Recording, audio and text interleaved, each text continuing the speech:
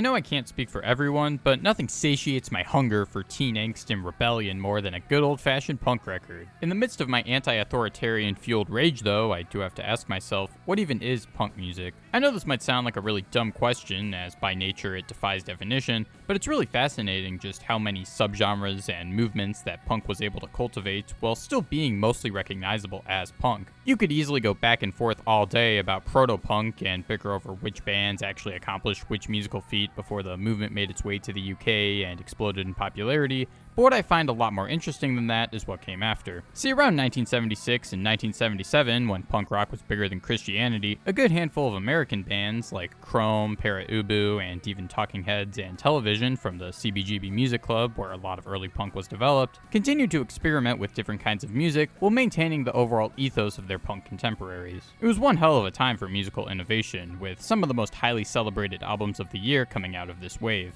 The only problem was, how does one even begin to categorize a genre that's as broad and varied as this one? Some journalists tried calling it new music, which stayed intact for about as long as a Nature Valley bar, before recognizing that the breakup of the Sex Pistols and Johnny Rotten's new band, Public Image Limited, was a good enough symbolic representation of punk rock entering a new phase that would then be called post-punk. I always found it kind of hilarious how quickly post-punk became a thing after the original movement took off, especially when compared to other post-genres. It's almost as if the punk rock label felt too constraining for a genre that was based on the idea of creative freedom and doing whatever you wanted against the norm. It was at this point that the boundaries for what could be called punk were expanded wider than ever before, with bands like Joy Division, Wire, Gang of Four, and The Slits, just to name a few, releasing some of the most seminal and influential music of their time, all falling under the post-punk umbrella despite sounding completely different from each other. And then some bands got real weird with it. Lemon Kittens, with their offbeat time signatures and strange vocals that make their music sound like a cross between Captain Beefheart and The Residents. This heat, pulling from krautrock and incorporating noise samples and ambient drones into surprisingly catchy songs, and the entire New York no-wave scene, which had bands going harder than most hardcore bands would ever go before hardcore was even a thing. While there's a seemingly endless amount of interesting post-punk from this era to delve into, there is one particular band that I'd argue was not only at the forefront of this movement, but took it a step further than nearly all of their peers.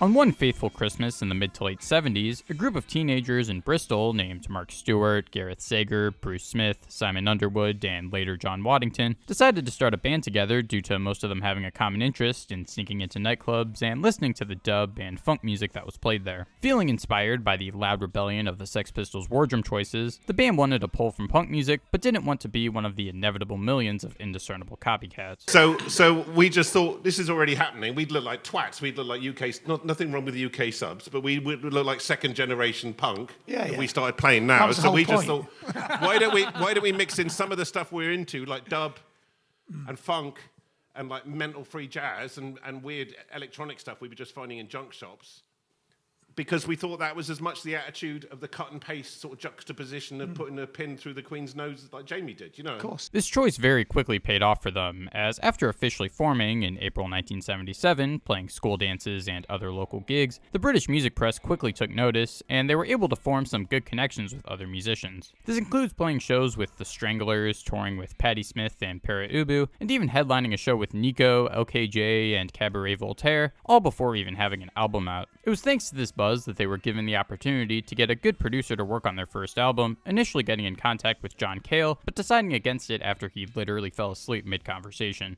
They eventually got a hold of dub producer Dennis Bovell, famous for his work with LKJ, as well as going on to produce Janet Kay's hit single Silly Games. Together, they were able to release Why, one of the most left-field, mesmerizing, and unforgettable albums of the 70s on the now-defunct Radar Records. Before that, though, they released an incredible leading single called She Is Beyond Good and Evil that, while not present on Why's original tracklist, was added to subsequent reissues decades later, as well as the B-side 338. It was immediately clear just from hearing this debut single how one-of-a-kind and somewhat freakish this band's music was. The stilted and uncommon chord progression that makes up the leading riff on the hook is brought out surprisingly nicely by the deep funk in the bass line. When it gets to the verses, the instrumental progresses into this dubbed rhythm that makes the track sound like a combination of Sly and Robbie and The Birthday Party.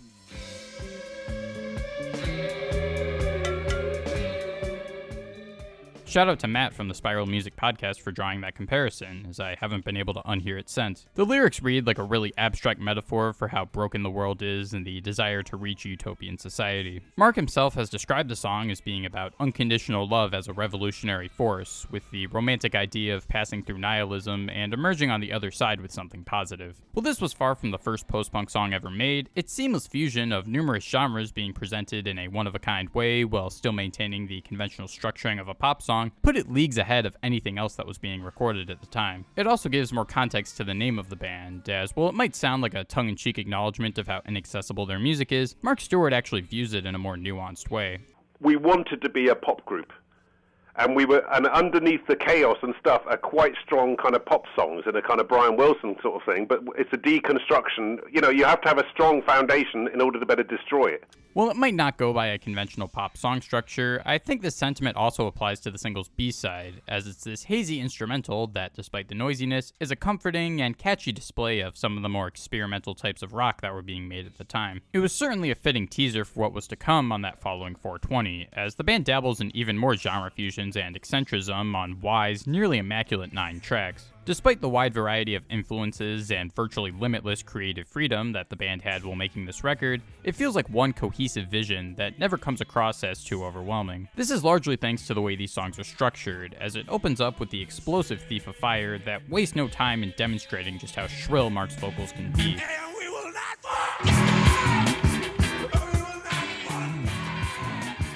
The song sounds like if you took the unhinged vocalist and abrasive guitar player in a no-wave band and made them play with a classically trained bass guitarist who specializes in funk. That is for the first couple of minutes or so, as the song eventually breaks down into this more minimalistic bridge that begins to incorporate a shrieking woodwind that you'd likely hear in a free jazz song. Get used to that. Snow Girl is another track that I think masters this balance of genres, as it places a dreamy piano section over one of the more memorable bass lines on the album. The lyrics of this song also feed into the surrealist approach to songwriting that She Is Beyond Good and Evil established, only this time feeling less romantic and more cautionary. A perfect example of the band's natural pairing of instrumentation and lyrical theming, though, is on Blood Money, where the horrifying lyrics about manufacturing death for the sake of the economy are delivered in a way that almost gets lost amidst the stirring improvisation, but has a brief moment of clarity when the narrator comes to his senses. Even when it makes no sense, an order is an order. Sometimes the album is at its most impactful on its catchier tracks, though, like with the surf rock riff on the equally surreal We Are Time, or the pummeling rhythm on Boys from Brazil that lures the listener into this ugly soundscape under lyrics about Nazis hiding in South America. The album closes with its most raw and personal track, Don't Sell Your Dreams, which presents the jumpy and jagged sound of the album in a more stripped-back way that sounds unpolished and almost improvised. This perfectly reinforces the lyrics and vocals of the song, as Mark speaks on the importance of staying true to oneself and not selling out, almost like some sort of commentary on the music industry and the human condition itself. It's written in a way that's still abstract and largely interpretable, like the rest of the album is, yet it still carries the sense of purity that separates it from the rest of the tracklist. While Why might not have sold as many units as Rod Stewart's Greatest Hits did that year, it left a great impression on countless influential musicians like Nine Inch Nails, Sonic Youth, Massive Attack, and even more recent artists like St. Vincent, who did a cover of She Is Beyond Good and Evil on Jimmy Fallon. Was born on a race sound. Take that, Rod Stewart. Mere weeks after the release of Why in April 1979, the election of Margaret Thatcher as Prime Minister of the UK drove the band to be a lot more politically charged. They quickly left Radar Records after learning about their connection with Warner Brothers and joined a newly founded indie label called Rough Trade Records, which has since become famous for signing the Soul Siren. While the pop group's music was certainly political on Why and even She Is Beyond Good and Evil, that record is much more cryptic and interpretable, with the lyrics not even being the main emphasis in many of the songs. Hell, the title of the album is pretty ambiguous, even after hearing the band's explanation of it. We, punk rockers, had the power of arrogance, of just like walking down the street saying, why not? Why can't we, you know? And that's half of the reason why we called the record Why, because I remember there was a poster, like one of those old Athena posters, of some soldier being shot in the Spanish Civil War or something, and it said Why with a question mark, like CND sort of anti-war movement stuff. Because of the changing state of the way things were in the UK and the band's historical activism, donating much of their proceeds from touring to Amnesty International, their second album is very bluntly titled For How Much Longer Do We Tolerate Mass Murder? The single leading up to this album, We Are All Prostitutes, which also didn't appear on the original track list, but replaced track 3 on subsequent reissues, is also much more direct in its message than anything that was on Y. It's an ugly, vile, and disgusting track about how everyone's life can be boiled down to a number in a capitalist society. And I love every second of it. While it isn't nearly as subtle or obtuse as the band's previous work, it doesn't sacrifice thought-provoking songwriting or skip out on the unlikely genre fusions that made them so distinct. In fact, I think these qualities are highlighted even better here than on anything else they released previously. Not only because the metaphor of everyone being a prostitute perfectly sums up how abandoning morals for the sake of profit is perpetuated by Western society, but also because of how tortured yet weirdly catchy the song sounds. Even with a different bass player, as Dan Katzis replaced Simon Underwood by the time the band signed a Rough Trade, it still incorporates the dub and funk influence into the rhythm that makes their sound immediately recognizable. That being said though, the band still takes risks and pushes themselves forward by slowly building up to this screeching wall of noise that hadn't been done in any of their previous songs.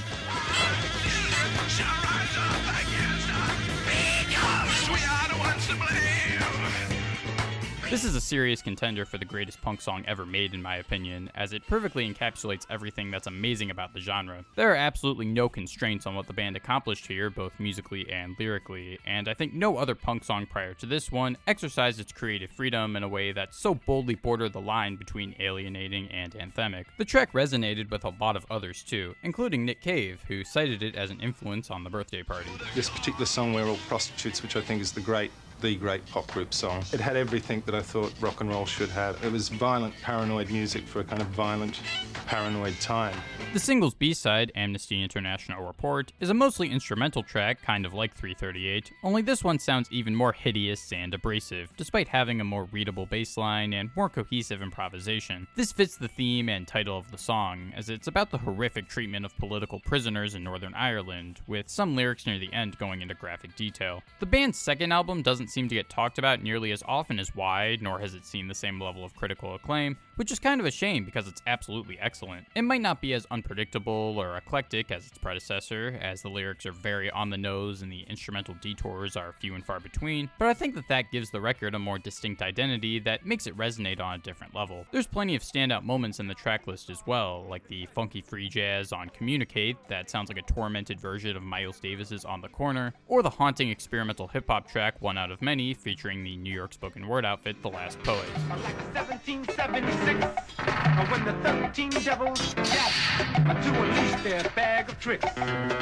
Unfortunately, not a lot of new listeners have heard this song because it was replaced by We Are All Prostitutes when the record was reissued in 2016, which is the version that's on streaming, but I'd highly recommend seeking it out if you listen to the album. While nearly every song criticizes the corruption that plagues things like the justice system and the imbalance of political power, as well as unassuming citizens who allow it to continue, it's able to pack such a potent punch throughout its duration by further exploring this mangled yet irresistible sound. The track Justice, for example, has certain moments that would almost sound like a conventional funk song by a group like the Meters if you were to remove the vocals, and I think that this perfectly emphasizes the lyrics about people being blind to the injustices that occur on a daily basis, and how the government is able to hide them. A similar sentiment applies to Blind Faith in the way that the harsh vocals and aggressive funkiness help to drive home the point about people being blind to the higher-ups in power.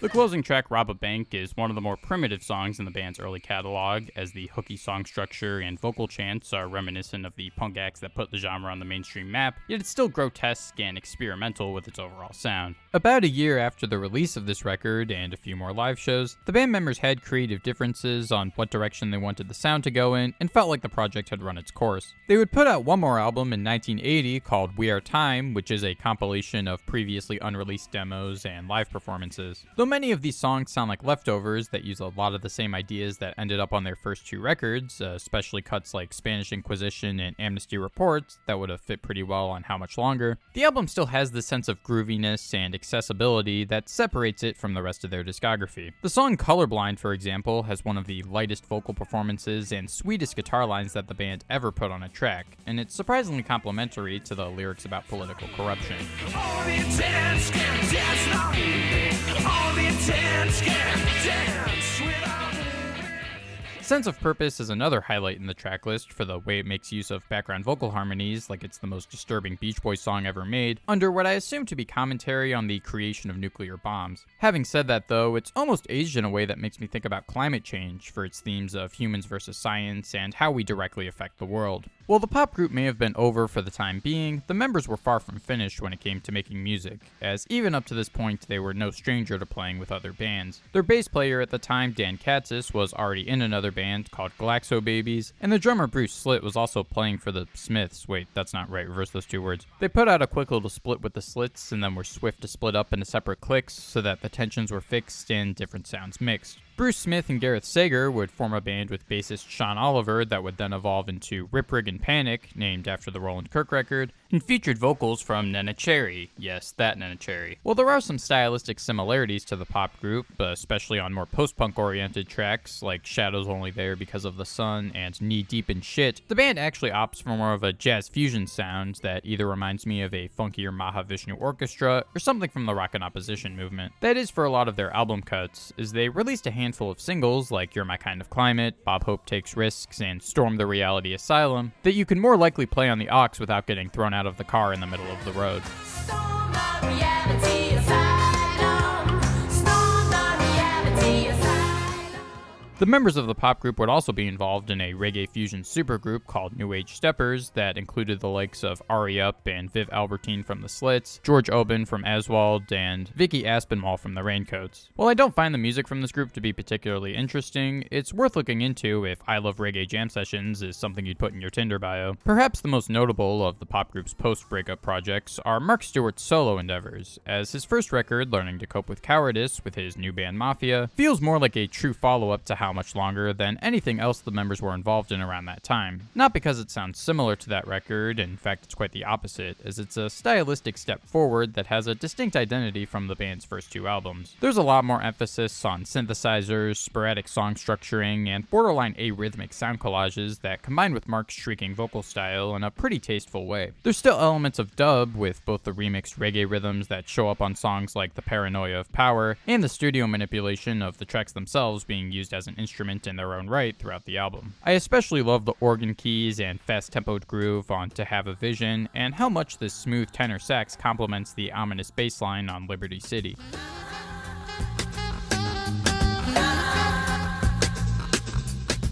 After this album, Mark's backing band would actually be replaced entirely with drummer Keith LeBlanc, guitarist Skip McDonald, producer Adrian Sherwood, and bassist Doug Wimblish. Now, if you heard these names and immediately thought, holy shit, not only are those the members of New York-based proto-industrial hip-hop and funk rock band Tackhead, but they also worked with Sugar Hill Gang and Grandmaster Flash and the Furious Five on some of their most successful tracks, then you're probably more qualified to make this video than I am. It is really interesting to hear Mark's subsequent albums, knowing the work of the other members involved, as the harsh non-sequiturs on As the Veneer of Democracy Starts to Fade, or the steady drum beats under abrasive synths on the self-titled, are probably as proto-industrial hip-hop gets.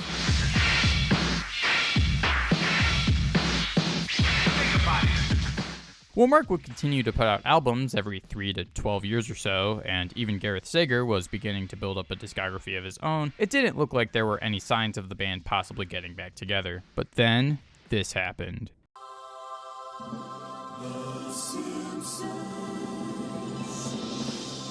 I was living in Berlin, and I got this phone call that the creator of The Simpsons, Matt Groening, was curating a festival in England, a music festival, and he was asked to choose his favorite bands, old and new, for this festival, and he asked Iggy to reform the Stooges and me to reform the pop group. This request from Matt Groening would ultimately inspire the band to do a brief tour in Europe and release another album of old live recordings and previously unreleased songs called Cabinet of Curiosities. These unreleased tracks include Abstract Heart, which actually sounds more like a conventional breakup song as opposed to some deep political statement, though I could be missing something, and Karen's Car, which is probably the most straight up no-wave sounding song in the band's entire catalog, though that could be partially due to the live recording. On February 23, 2015, the band released their official comeback album in the form of Citizen Zombie, to very mixed reception. I wasn't that hype on this record the first few times I heard it, but I've come around on it a little more since then. I absolutely love the irresistible dance groove and catchy yet horrified vocal inflections on Mad Truth, and Sophia sounds like if the Village People took some bad acid and then wrote a song about being interrogated by police.